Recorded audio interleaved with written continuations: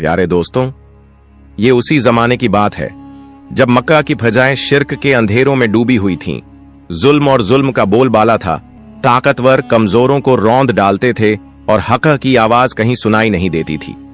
ऐसे ही अंधेरे दौर में अल्लाह रब्बुल इज्जत ने इंसानियत की रहनुमाई के लिए अपने आखिरी नबी हजरत मोहम्मद सल्लल्लाहु अलैहि वसल्लम को मबूस फरमाया। आप सल्लल्लाहु अलैहि वसल्लम की जात सच्चाई, रहमत और नूर का ऐसा चिराग बनी जिसने सदियों की तारीकी को उजाले में बदल दिया। प्यारे दोस्तों, ये उसी वक्त की बात है जब हजरत मोहम्मद सल्लल्लाहु अलैहि वसल्लम के द्वार में अरब में एक गांव था जिसका नाम फादास था। उस गांव में रुकाना नाम का एक मशहूर पहलवान रहता था जो बहुत ताकतवर और बड़ा शरारती था। उस जमाने में रुकाना को सबसे ज्यादा ताकतवर इंसान माना जाता था, क्योंकि कुश्ती में कोई भी उसके सामने टिक नहीं पाता था। हर मुकाबले में लोग उसकी ताकत के आगे हार मान लेते थे। उसकी बहादुरी और ताकत के चर्चे चारों तरफ फैले हुए थे। एक दिन रुकाना अपने गांव के कुछ लोगों के साथ कुश्ती के बारे में बातचीत कर रहा था। तभी वहां एक अजनबी आया। उसने सबको मुखातिब करते हुए कहा, क्या तुम लोगों को मालूम है कि मक्का में एक नबी तशरीफ लाए हैं? उनका नाम है मोहम्मद सल्लल्लाहु अलैहि वसल्लम। वो अल्लाह के सच्चे रसूल हैं और उन पर आसमान से कुरान नाजिल हुआ है। उनकी बातों को सुनकर बहुत से लोग इस्लाम कबूल कर रहे हैं। उस शख्स की बातें सुनकर वहां मौजूद लोगों में हलचल मच गई। सब ने कहा, हमें भी उनसे मिलकर उनकी बातें सुननी चाहिए। रुकाना भी सोच में पड़ गया और थोड़ी देर बाद बोला, अगर वो वाकई अल्लाह के भेजे हुए नबी हैं तो मुझे उनसे कुश्ती करनी होगी। अगर मैंने उन्हें हरा दिया तो साबित हो जाएगा कि वो सिर्फ एक आम इंसान है। यही सोचते हुए रुकाना अपने घर लौट आया। उसका एक बेटा था, यजीद। वो भी अपने पिता की तरह बहुत ताकतवर था और उसने कभी किसी मुकाबले में हार नहीं मानी थी। रुकाना ने अपने बेटे से कहा, मैंने सुना है कि मक्का में मोहम्मद सल्लल्लाहु अलैहि वसल्लम नाम का एक शख्स है जिसे लोग बहुत बड़ा जादूगर कहते हैं। इसलिए मैं सोच रहा हूं कि मक्का जाकर उनसे मिलूं और उनके साथ कुश्ती करूं। ये सुनकर उसका बेटा यजीद बोला, अब्बा, मैं भी आपके साथ मक्का जाऊंगा। मैं भी देखना चाहता हूं कि वो वाकई में कौन है। कुछ दिन बाद रुकाना और उसका बेटा यजीद मोहम्मद सल्लल्लाहु अलैहि वसल्लम से मिलने के लिए मक्का की तरफ रवाना हो गए। लंबा सफर तय करने के बाद तपते हुए रेगिस्तान को पार करके वो आखिरकार मक्का पहुंच गए। लेकिन मक्का पहुंचते ही रुकाना ने महसूस किया कि उसके दिल में एक अजीब सी सुकून समा गई है। उसे यह भी महसूस हुआ कि मक्का के लोगों के चेहरों पर एक अलग ही रौनक है। ऐसा लग रहा था जैसे इस शहर का माहौल अल्लाह की रहमत से महक रहा हो। मक्का की फिजा देखकर रुकाना ने अपने बेटे से कहा, बेटा यजीद, मुझे लगता है कि यह जगह बहुत खास है। मैं अपने अंदर एक अनोखा सुकून महसूस कर रहा हूं। यजीद ने भी सिर हिलाते हुए कहा, अब्बा, मुझे भी वैसा ही महसूस हो रहा है। ऐसा सुकून और ऐसा खुशनुमा माहौल मैंने पहले कभी नहीं देखा। इसी बीच उन्होंने कुछ लोगों को देखा और उनके पास जाकर पूछा, क्या आप हमें बता सकते हैं कि मोहम्मद सल्लल्लाहु अलैहि वसल्लम कहां मिलेंगे? लोगों ने जवाब दिया, आप कौन हैं और कहां से आए हैं? रुकाना ने कहा, मेरा नाम रुकाना है, मैं बहुत दूर से आया हूं और मैं एक मशहूर पहलवान हूं। यह सुनकर लोगों ने कहा, हमारे नबी मोहम्मद सल्लल्लाहु अलैहि वसल्लम अल्लाह के भेजे हुए रसूल हैं और इस समय मस्जिद में मौजूद हैं। यह सुनकर रुकाना और यजीद मस्जिद की ओर बढ़े। जब वे मस्जिद में दाखिल हुए तो उन्होंने देखा कि एक बुजुर्ग व्यक्ति शांति और नूरानी चेहरे के साथ बैठे थे। उनके चेहरे पर एक ऐसी मुस्कान थी जो दिल को सुकून देने वाली थी। ऐसा लग रहा था जैसे वे सभी का स्वागत कर रहे हों। रुकाना ने ध्यान से देखा और समझ गया कि यही वही व्यक्ति हैं जिनके बारे में उसने सुना था। वह उनके पास गया और आदर के साथ सलाम करते हुए बोला, हे मोहम्मद, क्या आप वही व्यक्ति हैं जिनके बारे में लोगों से सुना है? लोग कहते हैं कि आप अल्लाह के भेजे हुए रसूल हैं। मोहम्मद सल्लल्लाहु अलैहि वसल्लम ने बड़े ही नरम लहजे में जवाब दिया, वलैकुम अस्सलाम। हाँ, तुमने सही सुना है, लेकिन तुम कौन हो और कहां से आए हो? रोकाना ने आदर से कहा, मैं बहुत दूर से आपकी तलाश में आया हूं। मेरा नाम रोकाना है और मैं इस दौर का सबसे ताकतवर पहलवान हूं। अब तक मैंने कभी किसी कुश्ती में हार नहीं मानी। रसूल पाक सल्लल्लाहु अलैहि वसल्लम ने मुस्कुराते हुए कहा, रोकाना, पहले बैठो, फिर हम बातें करेंगे। रोकाना सोचने लगा कि ये शख्स आखिर मुझसे क्या बात करना चाहते हैं। तभी मोहम्मद सल्लल्लाहु अलैहि वसल्लम ने बहुत ही नरमी से कहा, रोकाना, अल्लाह से डरो। तुम्हारे जिस्म में जो ताकत है वो उसी अल्लाह ने दी है जिसने तुम्हें इतना बड़ा पहलवान बनाया है। उसी महान अल्लाह के आगे सिर झुको, उसी पर ईमान लाओ और मुझे उसका रसूल मानो। रोकाना ने हैरानी से कहा, हे मोहम्मद, आप क्या कह रहे हैं? मैं यहां सिर्फ कुश्ती लड़ने आया हूं। मैंने सुना है कि आप अल्लाह के भेजे हुए रसूल हैं और आपके पास कोई खास ताकत है। इसी वजह से मैंने सोचा कि मैं आपके साथ कुश्ती करूं, लेकिन आप तो मुझे इस्लाम अपनाने की बात कर रहे हैं। दयालु नबी मोहम्मद सल्लल्लाहु अलैहि वसल्लम ने नरमी से कहा, रोकाना, तुम मुझसे कुश्ती लड़ना चाहते हो, लेकिन ये मेरा काम नहीं है। कुश्ती लड़ना पहलवानों का काम है और मैं कोई पहलवान नहीं हूं। रोकाना हंसते हुए बोला, हे मोहम्मद, मैं ये बातें सुनने नहीं आया हूं। मैंने सुना है कि आप बहुत ताकतवर हैं और आपको जादू भी आता है। अगर आप सच में अल्लाह के भेजे हुए रसूल हैं तो अपनी ताकत से मुझे कुश्ती में हराकर दिखाइए। मोहम्मद सल्लल्लाहु अलैहि वसल्लम मुस्कुराए और बोले, रोकाना, तुम इतनी जिद कर रहे हो, इसीलिए मैं तुम्हारे साथ एक शर्त पर कुश्ती लड़ने को तैयार हूं। रोकाना ने उत्सुकता से पूछा, क्या शर्त है? नबी पाक ने फरमाया, अगर तुम कुश्ती में मुझसे हार गए तो तुम्हें इस्लाम कबूल करना होगा और मुझे अल्लाह का भेजा हुआ रसूल मानना होगा। रोकाना ये सुनकर सोच में पड़ गया। ये एक आम इंसान मुझे कैसे हरा सकता है? मेरी चौड़ी छाती, मजबूत हाथ पैर और गजब की ताकत के सामने ये मामूली इंसान टिक नहीं पाएगा। मैं दुनिया का सबसे ताकतवर पहलवान हूं और आज तक कोई मुझे हरा नहीं सका। ये तो पहलवान भी नहीं है, फिर मेरी बराबरी कैसे करेगा? यही सोचकर रोकाना ने हंसते हुए मोहम्मद सल्लल्लाहु अलैहि वसल्लम का मजाक उड़ाया और घमंड भरी आवाज में बोला, ठीक है, मैं तुम्हारी शर्त मानता हूं। अगर तुम मुझे हरा दोगे तो मैं तुम्हें अल्लाह का रसूल मान लूंगा और इस्लाम कबूल कर लूंगा। इसके बाद कुश्ती के लिए एक बड़ा मैदान तय किया गया। मक्का और आसपास के इलाकों से लोग ये मुकाबला देखने उमड़ पड़े। हर कोई उत्सुक था कि क्या होगा।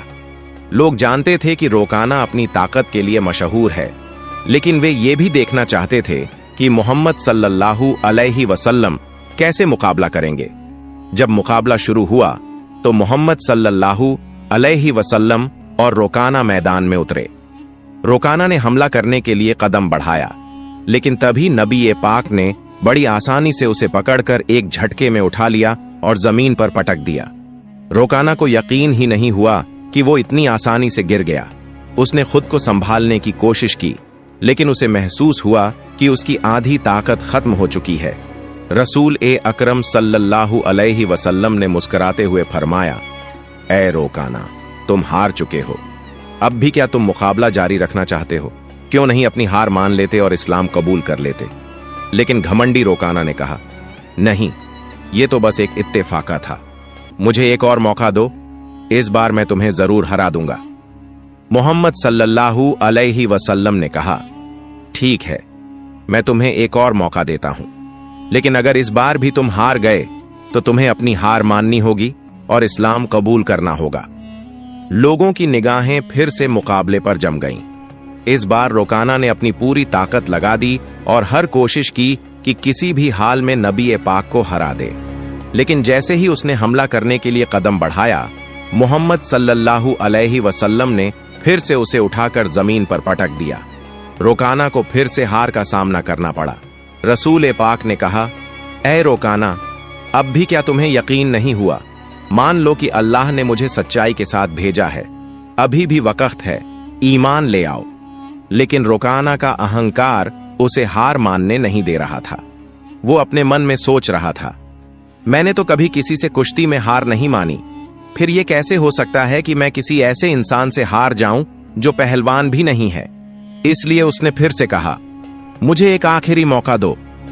हमारे नबी सल्लल्लाहु अलैहि वसल्लम तो रहमत लिल आलमीन, सभी संसार के लिए रहमत थे। उन्होंने फिर से उसे मौका दिया। तीसरी बार मुकाबला शुरू हुआ। इस बार रोकाना ने अपनी पूरी ताकत लगा दी, लेकिन जैसे ही उसने हमला करने के लिए कदम बढ़ाया, नबी सल्लल्लाहु अलैहि वसल्लम ने फिर से उसे उठाकर जमीन पर पटक दिया। अब रोकाना उठने की कोशिश कर रहा था, लेकिन उसकी ताकत खत्म हो चुकी थी। उसे समझ में आ गया कि मोहम्मद सल्लल्लाहु अलैहि वसल्लम कोई आम इंसान नहीं है, बल्कि अल्लाह के भेजे हुए सच्चे रसूल हैं और इस्लाम सबसे बेहतरीन धर्म है। रोकाना ने कहा, हे अल्लाह के नबी, अब मुझे यकीन हो गया है कि आप सच में अल्लाह के रसूल हैं और इस्लाम सच्चा धर्म है। मैं आपको नबी के रूप में स्वीकार करता हूं और अल्लाह पर ईमान लाता हूं। जब रोकाना ने इस्लाम स्वीकार कर लिया तो रसूल सल्लल्लाहु अलैहि वसल्लम ने फरमाया, अब तुम सच्चाई को समझ चुके हो। असल में इंसान कभी भी अपनी ताकत से मजबूत नहीं होता। अल्लाह ने मुझे जो ताकत दी है, उसी की वजह से आज तुम मुझसे हार गए हो, और यह भी अल्लाह ही की मर्जी थी कि तुम इतने बड़े पहलवान बने। अगर अल्लाह नहीं चाहते तो मैं तुम्हें हराने की ताकत भी नहीं रखता। रसूल सल्लल्लाहु अलैहि वसल्लम की ये बातें सुनकर रोकाना की आंखों में आंसू आ गए। उसने खुशी और सुकून के साथ इस्लाम स्वीकार कर लिया। यह घटना हमारे नबी की महानता का एक जिंदा चमत्कार थी, लेकिन तभी एक और चुनौती सामने आ गई। रोकाना का बेटा यजीद, जो खुद भी एक मशहूर और ताकतवर पहलवान था, अपने पिता की हार को स्वीकार करने के लिए तैयार नहीं था।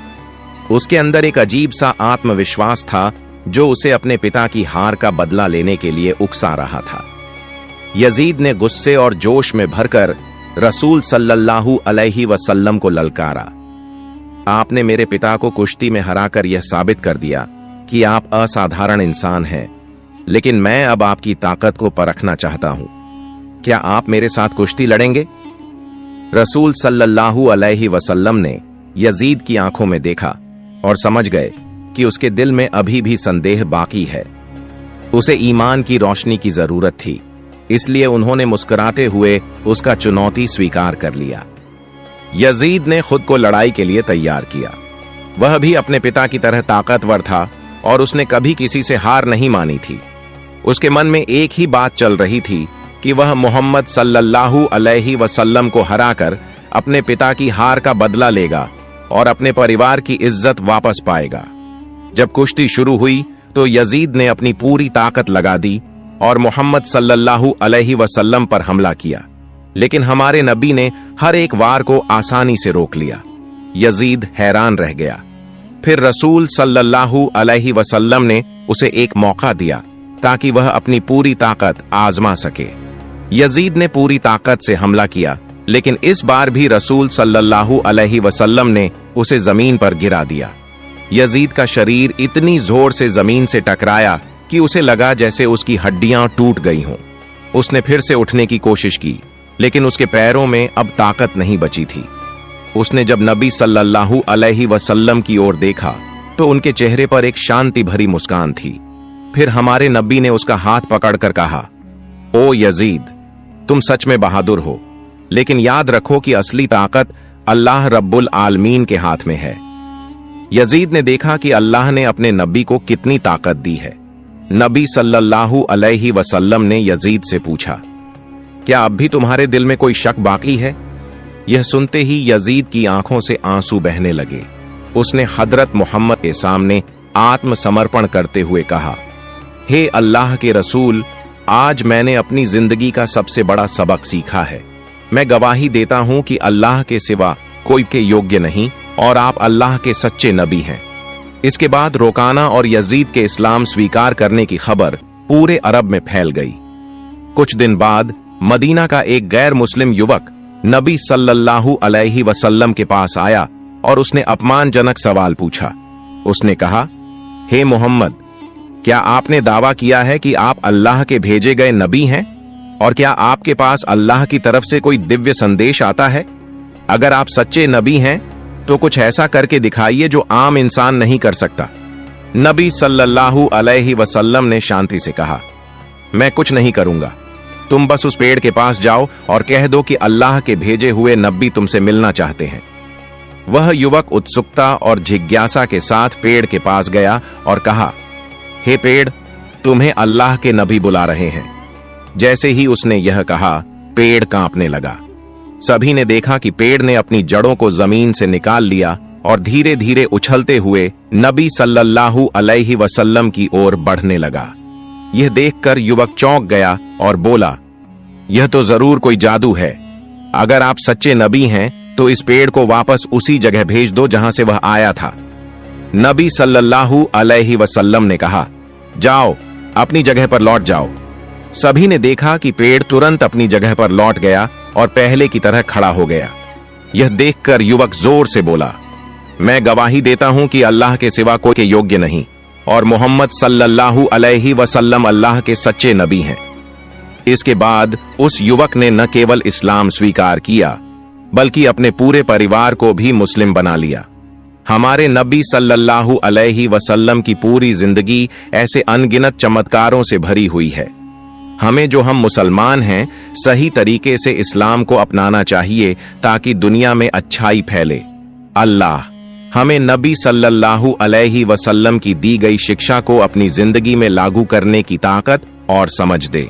प्यारे दोस्तों, अगर आपको मेरी वीडियो पसंद आई है तो मेरी वीडियो को लाइक करें और मेरे चैनल को सब्सक्राइब करें। मिलते हैं अगली वीडियो में। फी अमानिल्लाह।